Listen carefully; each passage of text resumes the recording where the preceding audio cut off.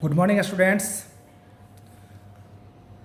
M S Nirankari public school के YouTube channel में आप सभी का स्वागत है। आज हम शुरू करने जा रहे हैं क्लास 4 के इंग्लिश बुक का lesson 2, a lesson taught by a child. प्यारे बच्चों, कोई ज़रूर नहीं है कि हम अपने से बड़ों से ही कुछ बातें सीखें, बल्कि हम छोटों से भी बहुत सारी बातें सीख सकते हैं। और ये एक चैप्टर जो हम पढ़ने जा रहे हैं, ये एक बहुत ही अच्छी नैतिक शिक्षा है, एक मोरल लेसन है जो हमें हमेशा याद रखना चाहिए। और उस मोरल लेसन को हम इस चैप्टर में पढ़ेंगे।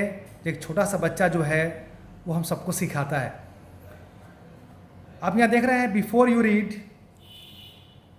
पढ़ने से पहले, do you love the company of your grand parents?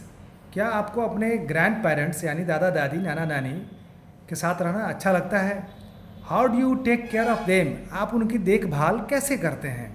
Read to know how a little boy Arif feels about his parents behaviour with his grandfather. तो हम इस पाठ में हम पढ़ कर ये समझेंगे कि आरिफ नाम का एक छोटा सा लड़का, वो उसको कैसा महसूस होता है जब उसके माता पिता उसके दादा के साथ व्यवहार करते हैं, और वो किस तरह का व्यवहार करते हैं इस चैप्टर में पढ़ने के बाद से समझ में आएगा। तो शुरू करते हैं chapter, a lesson taught by a child. Mahmood had now become old and weak. Mahmood जो है अब बूढ़े और कमज़ोर हो गए थे। He was finding it difficult to live on his own. अब उन्हें खुद से काम करना या अपने लिए कमाना, ये सारी चीज़ें कठिन हो गया था उनके लिए। His hands had started shaking. अब उनके हाथ भी कांपने शुरू हो गए थे। जैसे कि बच्चों, आप जानते हैं कि बूढ़े होने पर हाथ कांपने लगते हैं। His walk had become unsteady. और उनकी चाल यानी चलने का अंदाज जो था, चलते समय लगता था कि लड़खड़ा के चल रहे हैं। And he had a poor site. और उनकी दृष्टि यानी निगाहें भी कमज़ोर हो गई थी, साफ साफ कुछ दिखता भी नहीं था। His rich son Usman and his daughter in law Salma decided to take him to their home. यानी उनका जो अमीर बेटा, जिसका नाम उस्मान था, और उसकी पतोहू जिसका नाम सलमा था, उन्होंने तय किया कि उनको यानी महमूद जी को अब घर पे बुला के रखा जाए। आरिफ, हिज ग्रैंड सन, यानी महमूद का पोता Arif, was very happy to live with his grandfather. वो अपने दादा के साथ रहकर बहुत ज़्यादा खुश था। Mahmood was also happy to be in the company of his family. और महमूद भी अपने परिवार के साथ रह करके बहुत खुश थे।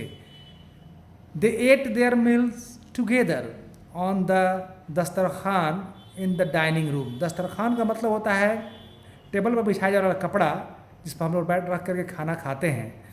तो वे लोग एक साथ डाइनिंग रूम में यानी भोजन कक्ष में, वो दस्तरखान पे यानी टेबल क्लॉथ पे एक साथ सब लोग अपना खाना खाते थे।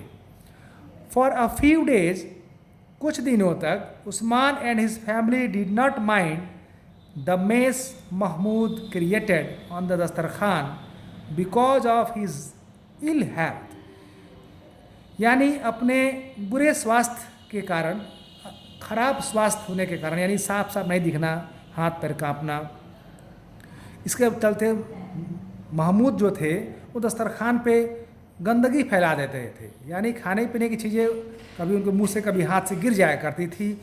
तो कुछ दिनों तक तो उस्मान और उनके परिवार के लोग इसका बुरा नहीं मानते थे।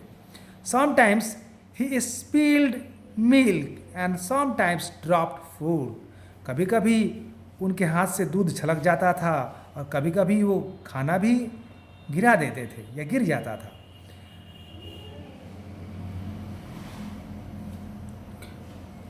एज टाइम पास्ट, अब जैसे जैसे समय बीतता गया, Usman and Salma were irritated at the mess.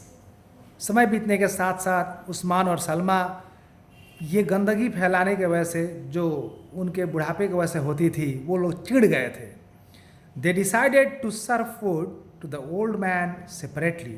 तब उन्होंने तय किया कि अब इस बूढ़े आदमी को हम लोग अलग खाना दे देंगे। They laid a table for him in a corner of the room, यानी उन लोगों ने घर के कोने में एक टेबल पे उनका खाना अलग दे दिया। Mahmood felt bad at being left alone, यानी अकेले छोड़ दिए जाने पर महमूद को बहुत दुख था।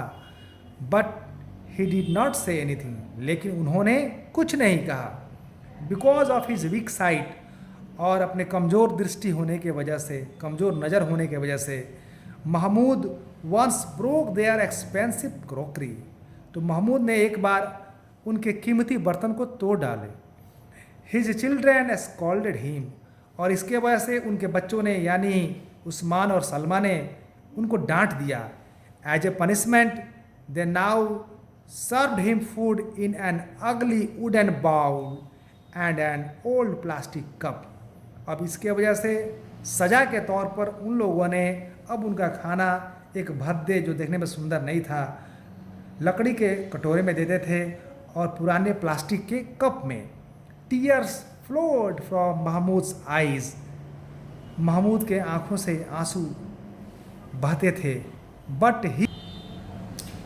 But he quietly sat in corner and ate his food, लेकिन वो कुछ कहते नहीं थे और शांत एक कोने में बैठते थे और अपना खाना खा लेते थे।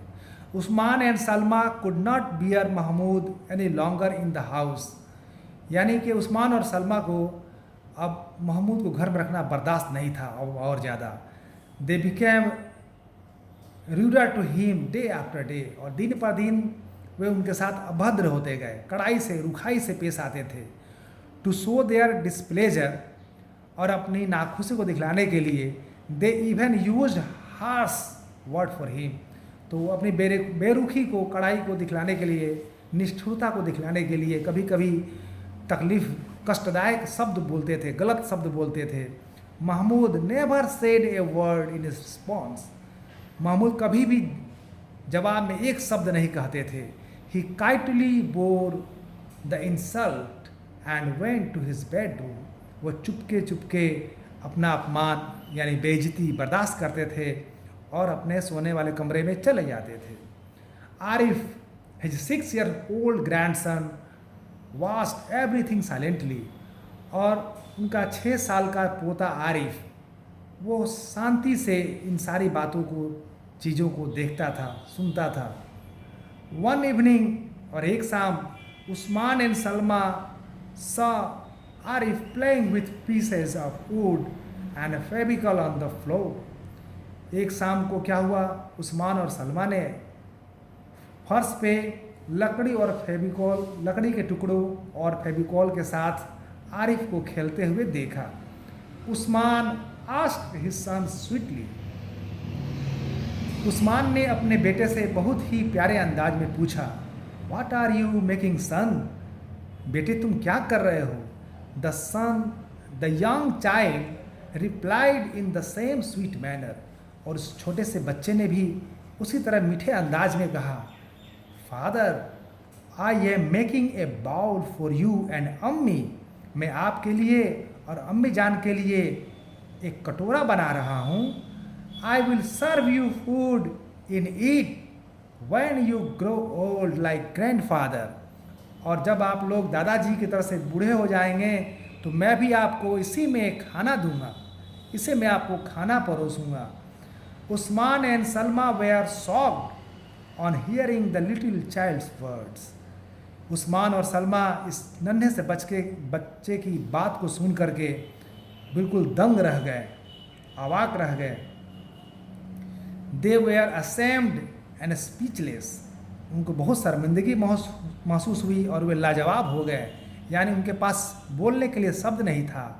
Tears flowed down their cheeks, और उनके गालों पर आंसू लुढ़क पड़े। They realised the blunder they had committed, और तब उनको अपने उस गहरी भूल का एहसास हुआ जिस गलती को उन्होंने किया था। They at once went to Mahmud and apologized to him for their misbehaviour. वे तुरंत महमूद के पास गए और अपने गलत व्यवहार के लिए उनसे क्षमा मांगी। तो प्यारे बच्चों, देखा आपने, जो आदमी जैसा काम करता है उसको वैसा ही मिलता है। तो अगर हम दूसरे के साथ प्यार बांटेंगे तो हमारे आने वाले समय में भी प्यार मिलेगा। तो प्यारे बच्चों, इस पाठ से हमें शिक्षा मिलती है कि कभी भी हमें दूसरों के प्रति प्रेम का भाव रखना चाहिए, घृणा का भाव नहीं रखना चाहिए। That's all. Thank you.